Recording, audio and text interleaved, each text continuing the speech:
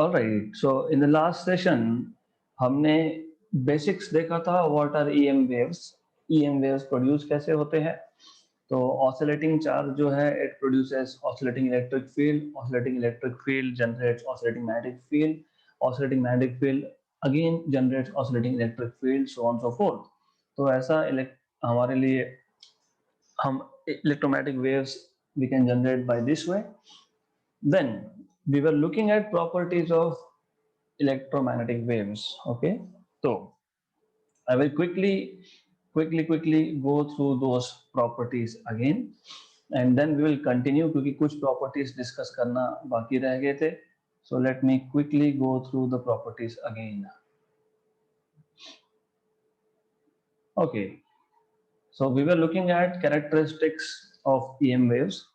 सबसे पहला कैरेक्टरिस्टिक्स था कि इलेक्ट्रोमैग्नेटिक वेव में electric and magnetic field they are perpendicular to each other and also to the direction of propagation. मैंने कल ये डायग्राम से दिखाया था कि इलेक्ट्रिक फील्ड के वाइब्रेशंस मैग्नेटिक फील्ड के vibrations they are perpendicular to each other and they are also perpendicular to direction of propagation. Electromagnetic waves transverse waves है।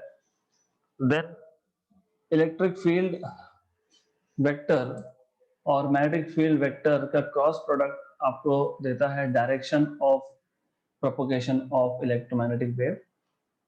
इलेक्ट्रिक एंड मैग्नेटिक फील्ड के जो वेरिएशंस है दे वेयर साइन वेव्स, तो sinusoidally they are varying and as discussed today also electromagnetic waves are produced by accelerated charge. तो accelerated charge मतलब oscillating charge produces electric field generates magnetic field so on so forth, right? Electromagnetic waves can travel through free space, they can travel through liquid, they can travel through gases, they can travel through solids as well. एक एक example लेता हूं मैं। For example electromagnetic waves from sun reaches earth and you know there is nothing in between, earth और sun में vacuum है तो they can travel through vacuum. This is one proof that EM waves travel through free space. दूसरा हमने dispersion सीखा था, हमने prism से लाइट को पास किया था, तो लाइट मतलब इलेक्ट्रोमैग्नेटिक वेव ही होता है। So that was evidence that electromagnetic waves can travel through solids क्योंकि glass is a solid. Then हमने ऑप्टिक्स में और एक चीज सीखी थी, if you remember, apparent depth and real depth. तो हमने बोला था कि the light is travelling from denser medium to rare medium और ऑल्सो टोटल इंटरनल रिफ्लेक्शन में भी हमने देखा था ये। तो जब अपरेंट डेप्थ और रियल डेप्थ की बात की थी तो हमने वाटर टैंक लिया था, उसमें एक ऑब्जेक्ट था बॉटम पे जो हमको थोड़ा ऊपर दिखता है, इट अपीयर्स शिफ्टेड। इसका मतलब ये है कि light waves do travel through liquids also and sun से अर्थ तक वैक्यूम है लेकिन अर्थ में एटमॉस्फेयर है एंड एटमॉस्फेयर में गैसेस है। तो electromagnetic waves reach up to the surface of earth, इसका मतलब electromagnetic waves can travel through gases also क्योंकि there are gases surrounding us, atmosphere में गैसेस है। ओके, देन हमको पता है in free space speed of electromagnetic wave is equal to speed of light and it is given by 1 upon under root of mu 0 into epsilon 0, where mu 0 is permeability of free space, epsilon 0 is permittivity of free space. Similarly, electromagnetic waves, when they travel through a medium, the speed of electromagnetic wave in a medium is given by 1 upon under root of mu into epsilon.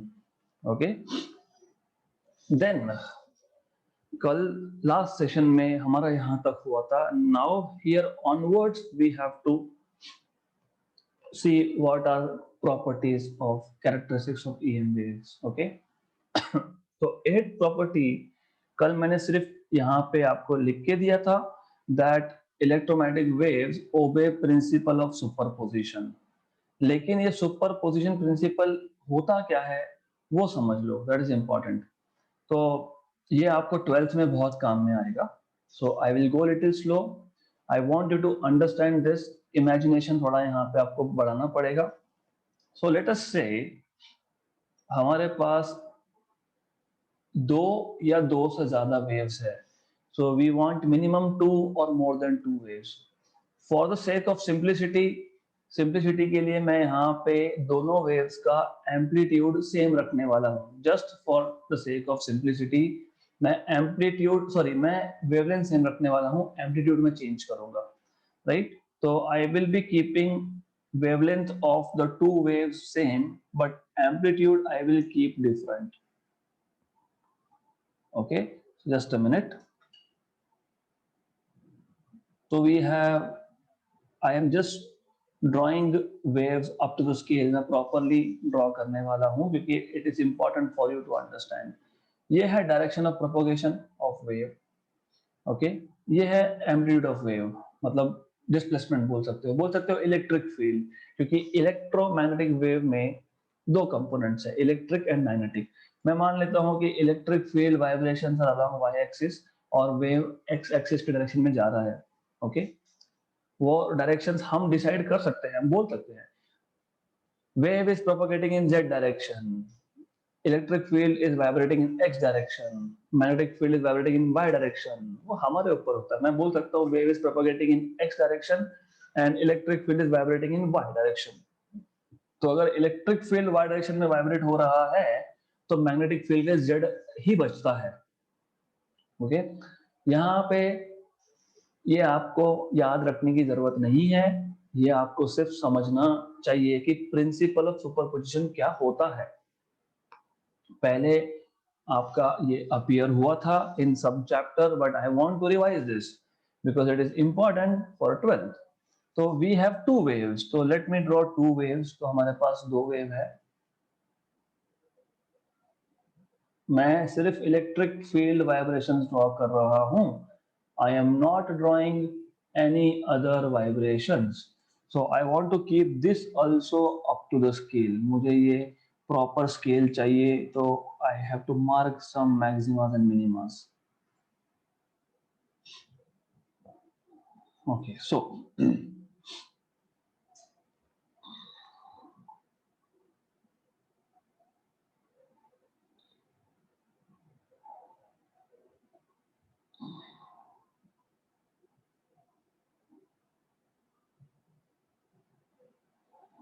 Right, तो ये एक wave हो गया।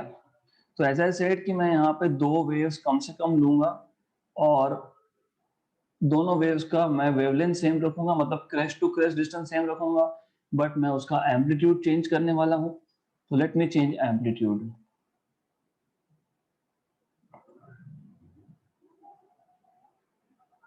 So as you can see, we have two waves with crest and crest matching. इसको इन phase भी बोलते हैं। बाकी in phase out of phase detail में नेक्स्ट स्टैंडर्ड में 12th में डिस्कस हो जाएगा। So what we have is, हमारे पास दो वेव्स है, दोनों का एम्पलीट्यूड अलग है लेकिन दोनों का फेज सेम है, दोनों का वेवलेंथ भी सेम है। फेज सेम होना मतलब क्रेस्ट क्रेस्ट मैच होना, ट्रफ ट्रफ मैच होना। वेवलेंथ सेम होना मतलब दोनों का crest to crest distance same होना। जब ये दो वेव्स एक पॉइंट पे एक साथ पहुंचेंगे, ये इंपॉर्टेंट है, these two waves must reach a given point at the same time, मतलब साइमल्टेनियसली पहुंचने चाहिए। साइमल्टेनियस ये वर्ड बहुत इंपॉर्टेंट है यहाँ पे। तो व्हाट हैपेंस इज, इन दोनों का रिजल्टेंट क्या होगा? Resultant I am drawing with green colour. Resultant क्या होगा? Resultant will be a new wave with big amplitude. Okay, something like this. तो ऐसा आपको मिलेगा रिजल्टेंट वेव। हाँ, तो क्या हुआ? एम्पलीट्यूड्स का एडिशन हुआ, राइट? तो इसको हम बोलते हैं सुपरपोजिशन। तो सुपरपोजिशन प्रिंसिपल के according when two or more waves reach at a point simultaneously, they add vectorically। vectorically मतलब वेक्टर एडिशन होता है। वेक्टर एडिशन मतलब अभी यहाँ पे अगर आप देख रहे हो तो ये जो दो वेव्स मैंने लिए थे, दोनों का एम्पलीट्यूड जो था वो ऊपर की डायरेक्शन में था। क्यों? क्योंकि they were in phase. In phase कब होता है? जब क्रेस्ट क्रेस्ट मैच होता है, ट्रफ ट्रफ मैच होता है। तो वेक्टर एडिशन हुआ, मतलब इस वेव का एम्पलीट्यूड A1 और सेकेंड वेव का एम्पलीट्यूड A2 ये एड अप हो गया। That is called as vector addition. Alright, good. ऐसा भी हो सकता है कि ये दोनों जो वेव्स है they are not in phase, हो सकता है, it is possible that they are not in phase. So you may have waves which are basically exactly opposite, something like this. Okay, something like this. तो ऐसे case में there will be subtraction, मतलब जो point पे ये दोनों wave साथ में गए वहां पे इंटेंसिटी कम हो जाएगा या तो दिखेगा ही नहीं क्योंकि there is subtraction of amplitude. So that is called a superposition principle. So electromagnetic waves, they obey principle of superposition. Principle of superposition in short क्या होता है, आपको पता है वेव क्या करता है, वेव एनर्जी कैरी करता है, it takes energy from one point to another point. तो हमारे पास अगर दो वेव्स है, दोनों के पास एनर्जी है, अगर वो एक पॉइंट पे साथ में पहुंच गए तो एनर्जी का रीडिस्ट्रीब्यूशन होगा. रीडिस्ट्रीब्यूशन मतलब कहीं पे एनर्जी बहुत ज्यादा होगा, कहीं पे एनर्जी बहुत कम होगा. फॉर एग्जाम्पल जो मैंने ये केस लिया था, इन दिस केस आप देख रहे हो क्रेस्ट और क्रेस्ट मैच हो रहा है. क्रेस्ट और क्रेस्ट मैच होने का मतलब क्या है कि ये जो पॉइंट्स है जहां पे क्रेस्ट क्रेस्ट का मैचिंग हो रहा है, दिस पॉइंट्स, यहाँ पे एनर्जी मैक्सिमम होगा. और ये जो पॉइंट्स है जहां पे there is nothing, there is no amplitude, मतलब नो डिस्प्लेसमेंट, तो वहां पे एनर्जी नहीं है. तो वापस से जहां पे क्रेस्ट और क्रेस्ट एग्जैक्टली मैच होगा वहां पे एनर्जी मैक्सिमम होगा, और जहां पे दोनों वेव्स के पास डिस्प्लेसमेंट ही नहीं है वहां पे एनर्जी मिनिमम होगा. तो principal of superposition means that it is redistribution of energy when two or more waves arrive at the same point at the same instant of time. इसको अलग अलग तरीके से डिफाइन किया जा सकता है. Principle of superposition is the vector addition of two or more waves reaching at a point simultaneously. ऐसा भी बोल सकते हो. तो इलेक्ट्रोमैग्नेटिक वेव जो है ये प्रिंसिपल ऑफ सुपरपोजिशन फॉलो करते हैं. Right, this is what you should know. Then next point, ninth characteristics. As you know, I will just bring that figure again in front of your eye so that you will easily recall. तो इस figure को फिलहाल मैं copy कर लेता हूं. It will be easy for you to understand. Alright, so as you can see in the diagram, हमारे पास इलेक्ट्रिक फील्ड वाइब्रेशंस है, हमारे पास मैग्नेटिक फील्ड वाइब्रेशंस है. इलेक्ट्रिक फील्ड का मैक्सिमम डिस्प्लेसमेंट मतलब एम्पलीट्यूड, ये एम्पलीट्यूड है, इसको मैं डिनोट करूंगा E0 से. तो याद रखना E नॉट मतलब पीक वैल्यू है, maximum value of electric field vibration है. सिमिलरली जो मैग्नेटिक फील्ड का एम्पलीट्यूड है, जो मैग्नेटिक फील्ड का एम्पलीट्यूड है मतलब मैक्सिमम डिस्प्लेसमेंट है, उसको हम डिनोट करेंगे B0 से. तो E0 and B0 are peak values of electric and magnetic field. Peak value क्यों बोल रहा हूं, क्योंकि they as you see they are sine waves. और आपको मैथ्स अगर अच्छे से आता है, नहीं भी आता है अच्छे से, I am not saying that you need to be expert, पर ट्रिग्नोमेट्री तो हर किसने पढ़ा है, राइट, स्कूल में कंपलसरी होता है ये. तो अगर आपको याद होगा sign 0 is 0, then sine 30 is half, then sine 45 is 1 by root 2, then sine 60 की value root 3 by 2, then sine 90 is 1, and then it goes on decreasing again.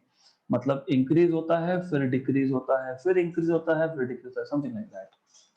मतलब कांस्टेंट वैल्यू नहीं है, this is what I am saying. तो at some stage जो maximum value आती है मतलब उसको हम लोग बोलते हैं एम्पलीट्यूड. हमने पहले डिफाइन भी किया है ये. The maximum displacement of a particle from its mean position is amplitude. यहाँ पे पार्टिकल तो नहीं है, यहाँ पे तो इलेक्ट्रिक फील्ड के वाइब्रेशंस है और वो साइन वेव जैसा वाइब्रेट हो रहे हैं. तो maximum value of electric field या तो maximum displacement of electric field is amplitude. तो एम्पलीट्यूड को हम लोग पीक वैल्यू बोलते हैं. मैं इसको बार बार बोल रहा हूँ पीक वैल्यू, क्योंकि 12th में ये वर्ड बहुत बार आने वाला है, peak value. So maximum value is called as peak value. अब ninth property tells you that ये जो पीक वैल्यू है, जो एम्पलीट्यूड है, the ratio of amplitude of electric field vibration to that of magnetic field vibration gives you speed of light. तो अगर आप electric field का एम्पलीट्यूड को मैग्नेटिक फील्ड के एम्पलीट्यूड से डिवाइड करते हो तो आपको मिलता है स्पीड ऑफ लाइट। और आपको पता है speed of light is nothing but 1/√μ0 into epsilon 0। ये हमने कल ही देखा था प्रॉपर्टी नंबर 6 में, right? So this is property number 9। Ratio of amplitude या फिर peak value of electric field to that of peak value of magnetic field gives you speed of light. Okay, so the ratio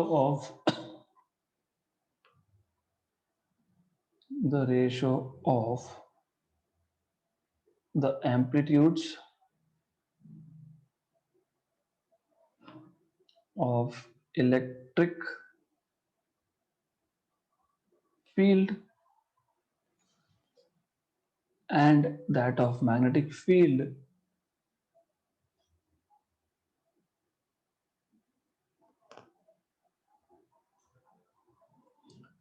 gives is constant at any point. First of all, क्यों? क्योंकि speed of light constant होता है, so is constant at any point and its value is equal to velocity of light and is equal to velocity of light. Light मतलब electromagnetic wave, so is equal to velocity of electromagnetic wave. So ninth property is very simple. Amplitude of electric field divided by amplitude of magnetic field gives you a constant, and that constant is equal to speed of electromagnetic wave.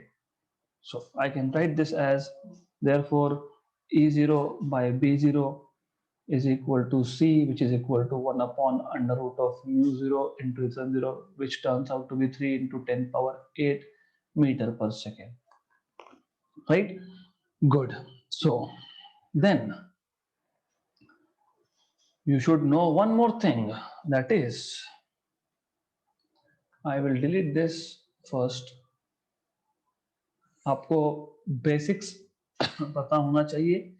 Intensity, and what is intensity? देखो ऐसा है, हमारे पास एक bulb है, okay? एक bulb है जिसमें से लाइट इमिट हो रहा है, फिर दूसरा बल्ब है इसमें से भी लाइट इमिट हो रहा है। One bulb appears brighter then other. एक बल्ब जो है वो हमको ज्यादा ब्राइट दिखता है कंपेयर टू अदर बल्ब। फिर हम बोलते हैं intensity of one bulb is more than other.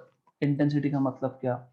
Intensity का मतलब ये कि उस एक बल्ब में से, मान लेते हैं ए बल्ब और बी बल्ब, मैं मान लेता हूं कि A bulb is brighter than B, मतलब intensity of A is greater than B.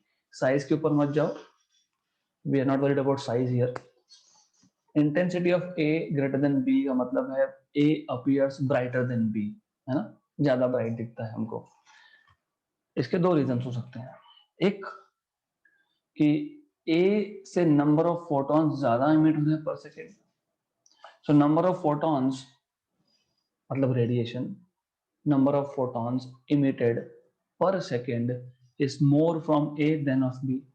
या फिर आपने अभी भी देखा था कि एम्पलीट्यूड जिसका ज्यादा होता है, इसका मतलब उस वेव के पास एनर्जी भी ज्यादा होता है, right? So if I have, this is a wave coming from B and I have a wave coming from A and the wave coming from A has greater amplitude, इसका मतलब intensity भी ज्यादा होगा, क्योंकि ज्यादा एम्पलीट्यूड मतलब energy ज्यादा, energy ज्यादा मतलब ब्राइट दिखेगा।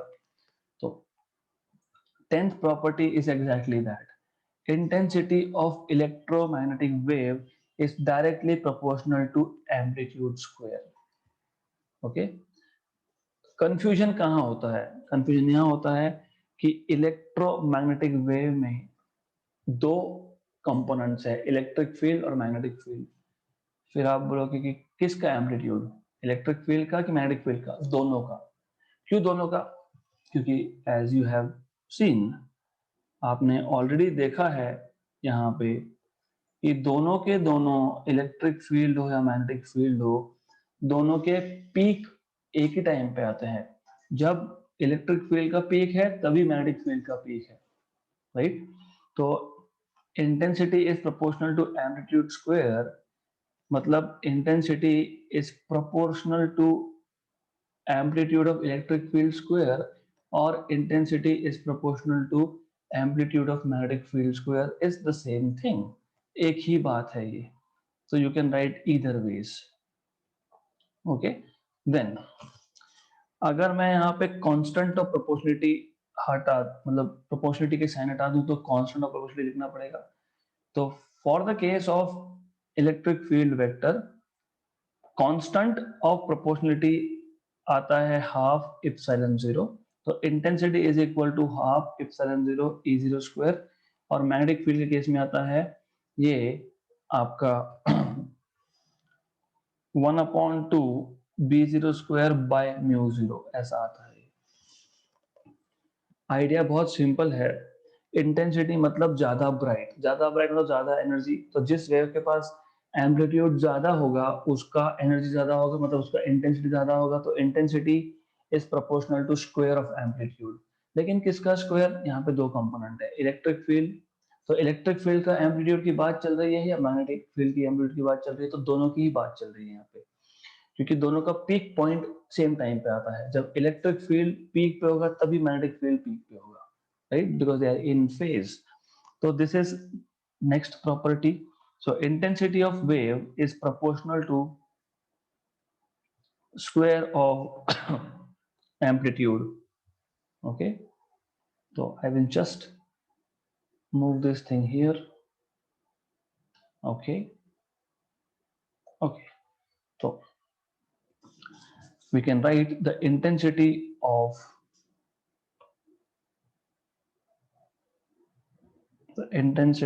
a wave is proportional to square of its amplitude and is given by, हमने ऑलरेडी लिखा है, राइट? तो ये इंटेंसिटी ऑफ इलेक्ट्रिक फील्ड हो गया, ये इंटेंसिटी ऑफ मैग्नेटिक फील्ड हो गया। Okay, so very simple. Next and last property. तो अब क्वेश्चन ये आता है कि यहाँ पे हमारे पास इलेक्ट्रोमैग्नेटिक वेव है, और मैंने पहले ही बोला है कि इलेक्ट्रोमैग्नेटिक वेव ट्रांसफर्स या फिर carries energy from one point to another. जैसे सन का एनर्जी हमारे पास पहुंचता है in the form of electromagnetic radiation, लेकिन इलेक्ट्रोमैग्नेटिक रेडिएशन में दो कंपोनेंट्स है। फिर वापस क्वेश्चन ये आ जाता है, क्वेश्चन ये आता है कि फिर एनर्जी इलेक्ट्रिक फील्ड ज्यादा कैरी कर रहा है या फिर मैग्नेटिक फील्ड ज्यादा कैरी कर रहा है, राइट? तो they carry equal amount of energy. So the energy of EM waves, electromagnetic waves, is distributed equally between electric and magnetic fields. Okay, so the energy of EM waves is distributed equally between the electric and magnetic fields,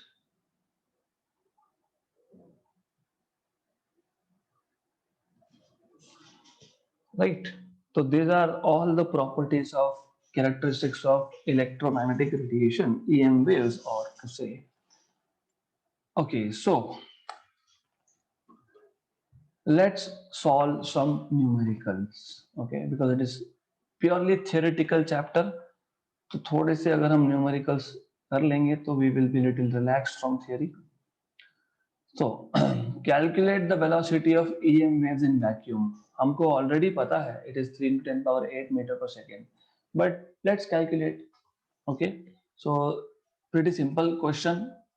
Directly solution पे आते हैं. हमको पता है speed of light, velocity of light, मतलब velocity of electromagnetic waves in vacuum is 1 upon under root of mu 0 epsilon 0. और मैं mention भी कर चुका हूँ कि ये आता है 3 into 10 power 8. तो आपको करना क्या है, आपको इतना ही करना है, आपको वैल्यूज डालनी है एंड आपको कैलकुलेट करना है. तो ये आएगा under root of mu zero की वैल्यू होती है 4 पाई इंटू 10 पावर माइनस 7 ऐसा यूनिट्स में. एप्सिलॉन जीरो की होती है 8.85 इंटू 10 पावर माइनस 12 ऐसा यूनिट्स में. Right, good. So you have values of these two constants. Now सिर्फ मल्टीप्लाई करना है और इसको सॉल्व करना है. तो I am doing it on calculator, but you're not supposed to use calculator. You have to follow log tables, unfortunately. Okay, so 4 into pi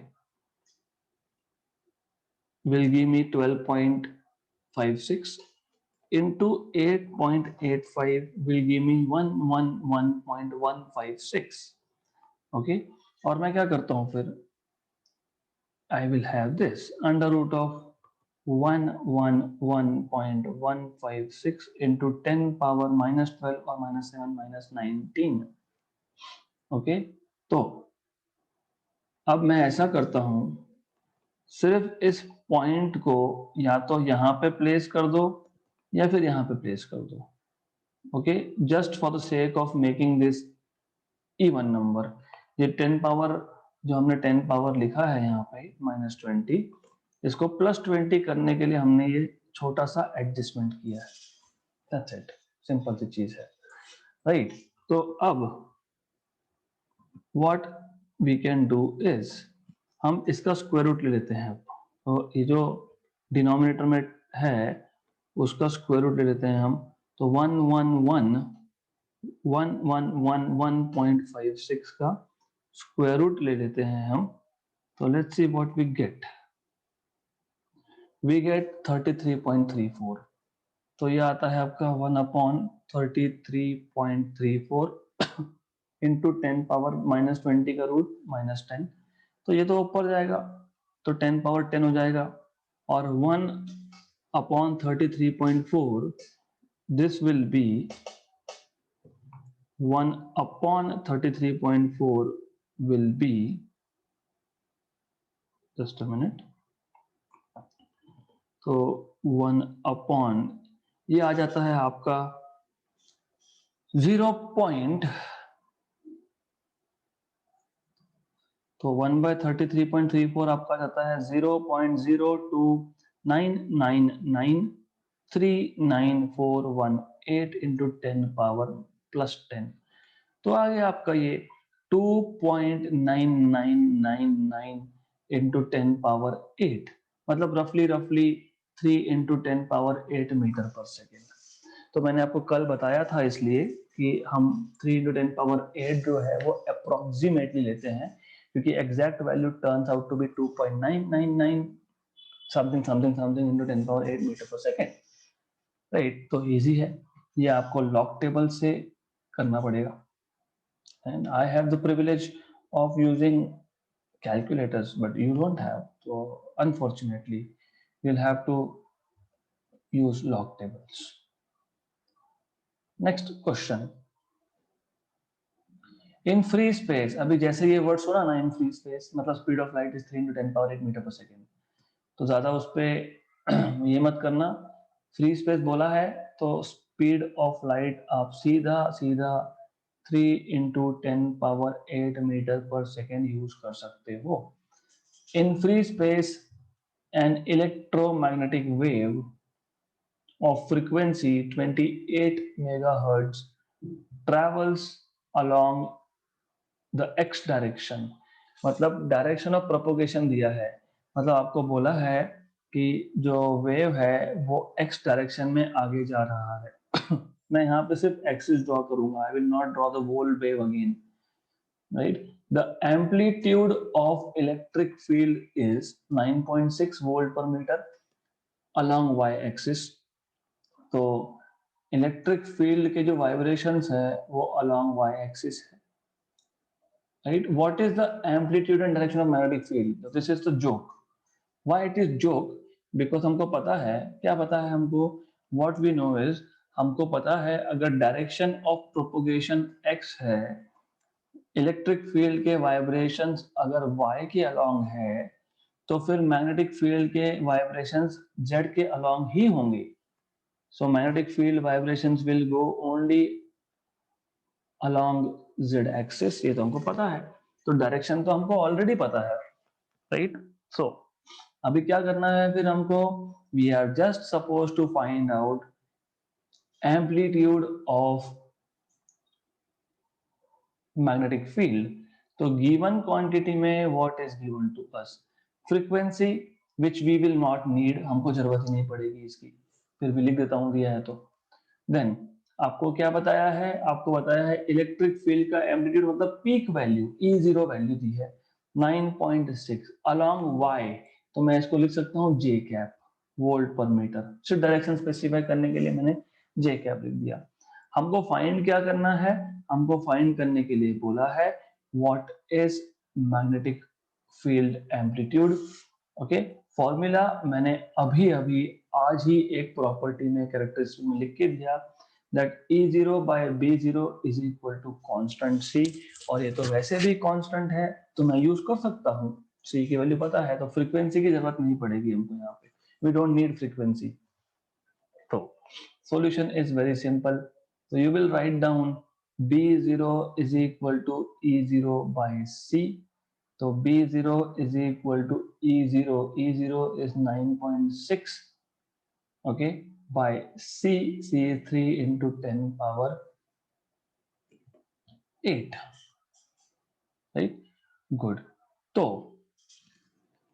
you will get the answer from this, जो भी आएगा। तो 9.6 by 3 is 3.2, okay? और 10 power minus 8 ऊपर जाएगा तो 10 power plus 8 होगा, तो 3.2 into 10 पावर प्लस 8 ऊपर जाएगा तो माइनस 8 होगा, okay? And of course you know magnetic field is measured in Tesla, therefore you will have B0 as 3.2 into 10 power minus 8। देखो प्रोपोगेशन का डायरेक्शन क्या है? I cap. इलेक्ट्रिक फील्ड का direction क्या है? J cap. मैग्नेटिक फील्ड कहाँ है? Along Z, मतलब K कैप, तो K कैप टेस्ला। हो गया question solve. If you want ये आप ओरली भी लिख सकते हो। We know that for an electromagnetic wave, electric field vibrations, magnetic field vibrations and direction of propagation are mutually perpendicular. Therefore, as given the question, direction of propagation is x, electric field vibrations are along y, therefore magnetic field will be along z। तो ऐसा भी लिख सकते हो। मैंने के cap बोल के बात खत्म कर दी, आप चाहो तो आप लिख सकते हो, इट्स अप टू यू। बस मेंशन करना जरूरी है वहां पे, you cannot say okay that you will, if you don't write down direction मैं तो मार्क्स काट दूंगा। तो you cannot right answer without specifying direction, क्योंकि स्पेसिफिकली पूछा है वहां पे। Next, a beam of red light has an amplitude 2.5 times the amplitude of second beam of the same color। तो दो बीम है हमारे पास। बीम मतलब फोकस्ड हाईली कॉन्सेंट्रेटेड लाइट, जो लेजर में से निकलता है वो बीम, उसको बीम बोलता है। तो एक रेड लाइट का हमारे पास बीम है जिसका एम्पलीट्यूड 2.5 टाइम्स है दूसरे बीम के कंपैरिजन में, ओके। सो दूसरे बीम के कंपैरिजन में उसका एम्पलीट्यूड 2.5 टाइम्स है, राइट? आपको रेशियोज ऑफ इंटेंसिटी पूछा है, this is simple. What is given to us? Given is amplitude of one beam is 2.5 times of amplitude of second, मतलब हमको यहाँ से a1 by a2 मिल गया इन शॉर्ट। तो a1 by a2 this is 2.5। Okay, हमको find क्या करना है, रेशियोज ऑफ इंटेंसिटीज। तो ratio of intensities i1 by i2 find करना है। फॉर्मूला बहुत ही सिंपल है, अभी अभी हमने देखा था, आज ही देखा है। Intensity is proportional to square of amplitude. तो solution is not a big deal, क्योंकि फिर आप यहाँ पे डायरेक्ट लिख सकते हो i1 by i2 is equal to a1 by a2 का स्क्वायर। तो ये आएगा 2.5 का स्क्वायर। सो 2.5 25 स्क्वायर 625, 2.5 स्क्वायर 6.25, तो 6.25 रेशियो आ गया हमारे पास और हो गया सॉल्यूशन खत्म। इतना ही था सॉल्यूशन, दैट्स इट। तो बहुत सिंपल क्वेश्चन था। आपको क्या पता होना चाहिए था, आपको सिर्फ इतना पता होना चाहिए था that intensity is proportional to square of amplitude. That's it. That's all was required. Next question.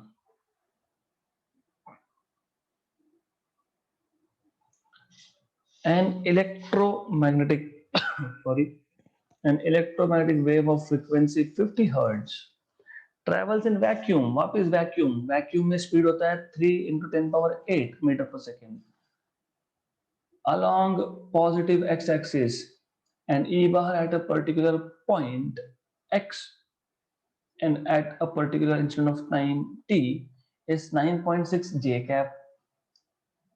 Find the magnitude and direction of magnetic field. मतलब वही क्वेश्चन रिपीट कर दिया, एग्जैक्टली सेम क्वेश्चन है, एग्जैक्टली सेम आंसर है। तो same ही question है, सिर्फ frequency change कर दी। तो एज आई टोल्ड यू, कोई फर्क नहीं पड़ता है फ्रीक्वेंसी चेंज करने से। तो in short what you can do is, मतलब that is what I am going to do is, यही तो सॉल्यूशन है। तो why should I be writing twice? मैं नहीं करने वाला बिकॉज आई एम लेजी। तो आ गया आपका यहाँ पे सॉल्यूशन, हो गया खत्म। ओके, तो ये आ गया आपका आंसर, डन। तो सेम, सिर्फ फ्रीक्वेंसी यहाँ पे 50 मेगाहर्ट्ज है, तो फर्क नहीं पड़ता, डजंट मैटर 50 है 28 है 30 है कुछ भी हो। Done. Next question, for an electromagnetic wave propagating along x direction, the magnetic field oscillates along z direction at a frequency of 3 into 10 power 10 hertz and has an amplitude of 10 power minus 9 Tesla. What is the wavelength of the wave? Second, write the expression representing the corresponding electric field. This is a good question, something new, right? So I'll just have to shift this to another page. तो ये question को मैं यहाँ लिख देता हूँ। Yes. So why this is interesting? First of all, let me note down what is given to us. एक, हमको डायरेक्शन ऑफ प्रोपगेशन x बताया है, मैग्नेटिक फील्ड अलोंग z बताया है, मतलब electric field will be along, definitely along y। इसका मतलब मैं वापस से इस डायग्राम की हेल्प लेने वाला हूं।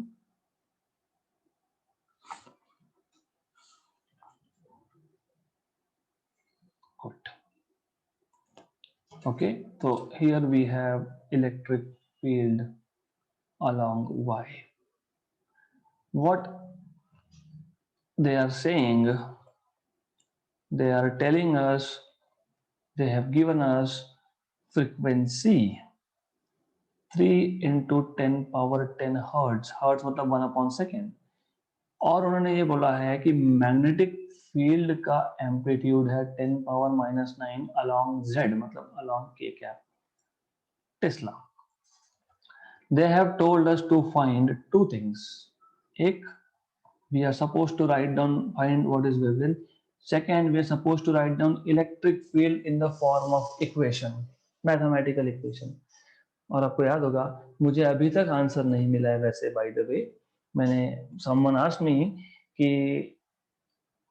वेव का इक्वेशन x इक्वल टू या फिर y equal to a sine of k omega t minus k x, है ना, ये कैसे आता है, या फिर k x minus omega t, a wave traveling along positive x axis, ये इक्वेशन आता है। तो ये कैसे आता है, किसी ने पूछा था। I did not get answer as of now, क्योंकि मैंने बताया था कि चेक इट आउट, खुद करके देखो। तो ये खुद करना बाकी है आपका, तो करना पड़ेगा, ठीक है। Will see that later. Formula, तो first thing is lambda find करना बहुत ही इजी काम है। हमको पता है frequency is c by lambda, extremely simple thing.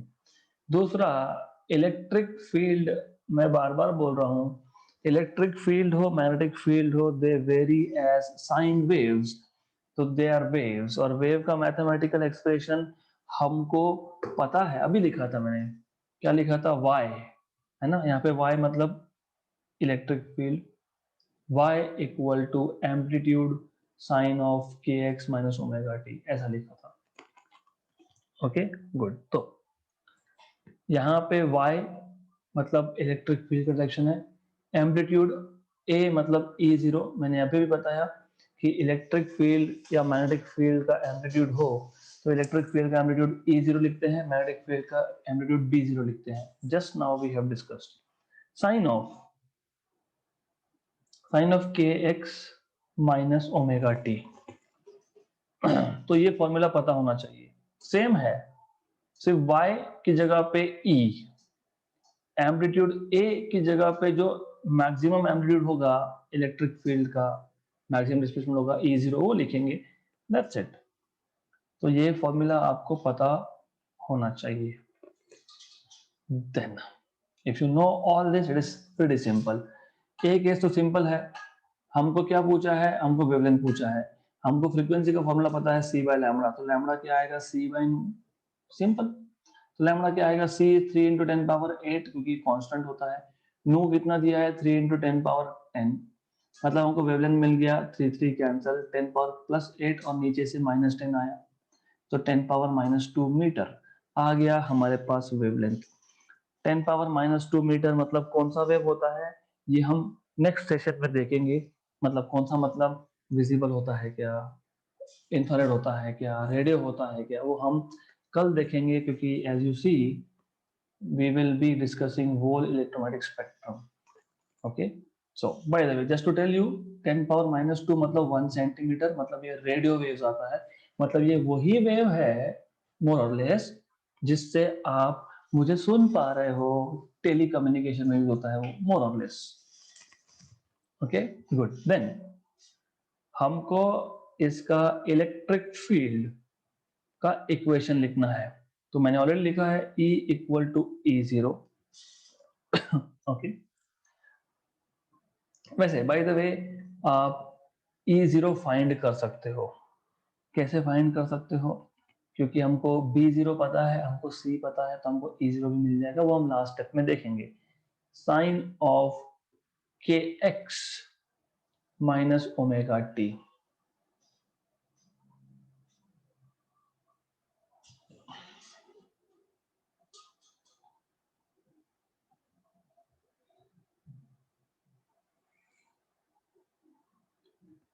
just a minute. Okay, so E equal to E0, मैं E0 लास्ट में सब्स्टिट्यूट कर दूंगा, but for the time being हमको पता होना चाहिए, मैंने बताया था ये K को बोलते हैं वेव वेक्टर, और ये आता है 2 पाई बाय लैम्बडा, ऐसा ये आता है।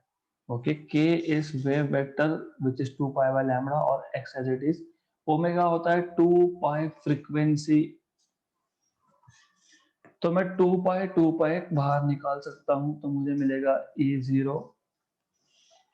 E0 साइन ऑफ 2 पाई बाहर निकाल लिया। ये 2 पाई इधर मत लिख देना, वो आर्ग्यूमेंट एंगल में से बाहर निकाला है कॉमन, साइन में से बाहर नहीं निकाल सकते उसको। Okay, x by lambda minus frequency into t, right. So E equal to E0 sine of 2 pi x, lambda 10⁻⁻² आया है हमारे पास, फ्रीक्वेंसी हमको दी है 3 × 10⁻10, तो फ्रीक्वेंसी हमारे पास है 3 × 10⁻10 और t तो पता नहीं वैल्यू, तो इसलिए इसको ऐसे लिखेंगे। So this will be E equal to E0 sine of 2 pi, ये आ गया आपका 100x, क्योंकि 10⁻⁻² ऊपर आके प्लस हो जाएगा, माइनस 3 × 10⁻10t, ये आ गया आपका final equation for expression for electric field. या फिर अगर आपके पास टाइम है तो आप इसको फर्दर सिंप्लीफाई कर सकते हो। इसको फर्दर सिंप्लीफाई कैसे करोगे तो विल सी। सिंप्लीफाई मतलब हमको E0 भी हम फाइंड कर सकते हैं। How to do that we will see. How to find out E0, it is simple. हमको पता है, क्या पता है, मैं फॉर्मूला लिख देता हूं यहाँ पे। E0 by B0 is C, तो E0 is C times of B0, तो E0 is C times of B0, right? तो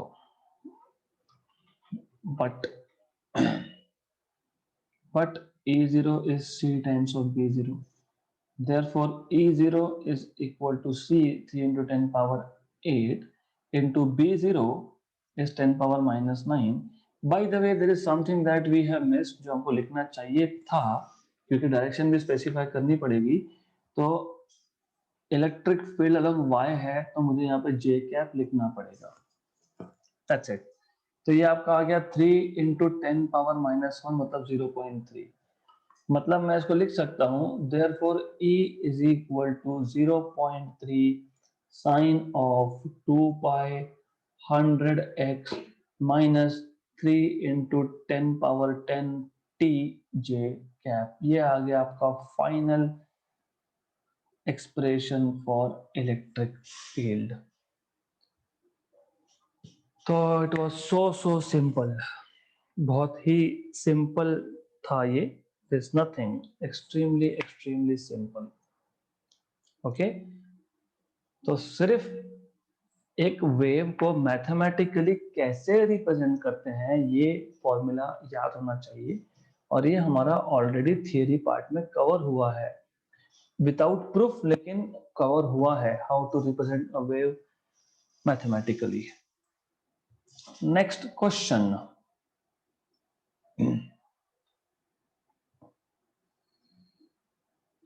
13.6 the magnetic field of an electromagnetic wave traveling along x-axis is B equal to k cap। k cap मतलब ये बता रहे हैं आपको that magnetic field is along z-axis, 4 × 10⁻⁻4 sine of omega t minus kx, और tesla आना चाहिए, b is in Tesla बोला है, t is in second, x is in metre. Calculate peak value of electric force, electric force का peak value acting on a particle of charge 5 microcoulomb traveling with a velocity of 5 × 10⁵ meter per second along y axis। Simple है। First of all हमें जो equation दिया है, हमें कौन सा equation दिया है, b equal to 4 × 10⁻⁻4 sine of omega t minus kx। Okay, इसमें से हमको पता है that B0 होता है ये जो वैल्यू है ये B0 होती है, एम्पलीट्यूड होता है ये मैग्नेटिक फील्ड का। अब आप बोलोगे सर यहाँ पे omega t minus k x है, आपने के एक्स माइनस ओमेगा टी लिखा था, चलता है, right, it is okay. Why it is okay you will come to know in 12th standard, क्योंकि वहां पे मैं एग्जैक्टली बताऊंगा कि what is the difference between these two. To tell you there is no difference, omega t minus k x minus omega t, it's okay, that is fine, right. Okay, so और क्या दिया है, और हमको दिया है चार्ज कितना, 5 microcoulomb, मतलब 5 into 10 power minus 6 coulomb, right. और वेलोसिटी दिया है इसका 5 into 10 power 5 metre per second. और हमको फाइंड करने के लिए बोला है पीक वैल्यू ऑफ फोर्स, मतलब बेसिकली F0 बोल दूंगा मैं पीक वैल्यू को, क्योंकि फोर्स फॉर्मूला समझ जाएगा, आपको फॉर्मूला में समझ जाएगा व्हाट आई एम सेइंग, क्योंकि force acting on a charge particle is Q into E, right. लेकिन यहाँ पे इलेक्ट्रिक फील्ड खुद वेरी हो रहा है, हमको पता है इलेक्ट्रिक फील्ड यहाँ पे ऐसा होता है, मतलब जीरो वैल्यू मैक्सिमम वैल्यू, फिर नेगेटिव मैक्सिमम, फिर वापस जीरो, फिर maximum, so on so forth. तो फोर्स भी तो चेंज होगा ना, जब इलेक्ट्रिक फील्ड ही चेंज हो रहा है तो फोर्स भी चेंज होगा, इसलिए इन्होंने बोला है फोर्स का पीक मतलब इलेक्ट्रिक फील्ड का पीक, ऐसा रहना पड़ेगा, राइट। और हमको पता है कि इलेक्ट्रिक फील्ड का पीक कैसे निकालते हैं हम लोग, इलेक्ट्रिक फील्ड का पीक फाइंड करने के लिए आपको C को मैग्नेटिक फील्ड के पीक से मल्टीप्लाई करना पड़ेगा। तो this is very simple, so we have to find peak value of force. Peak value of force के लिए peak value of electric field चाहिए which is C into B0। So we know this is 5 into 10 power minus 6 charge, C की value 3 into 10 power 8, B की value B0 की value है 4 into 10 power minus 4, हो गया solve, 5 into 3 15 into 4 60, 60 into 10 power minus 6 minus 4 minus 10 plus 8 10 power minus 2, मतलब ये आपका सीधा सीधा 0.6 न्यूटन आ गया, डन, क्वेश्चन खत्म। तो बहुत ही सिंपल सा एग्जाम्पल था। Okay, so we are done with all the solved example, no there are few more, वो अभी नहीं कर सकते क्योंकि उसका थियरी बाकी है। तो in the next session I will start with electromagnetic spectrum, okay, so electromagnetic spectrum हम डिटेल में नेक्स्ट सेशन में, नेक्स्ट लेक्चर में देखेंगे, right from gamma rays up to radio waves. So we will stop here for today.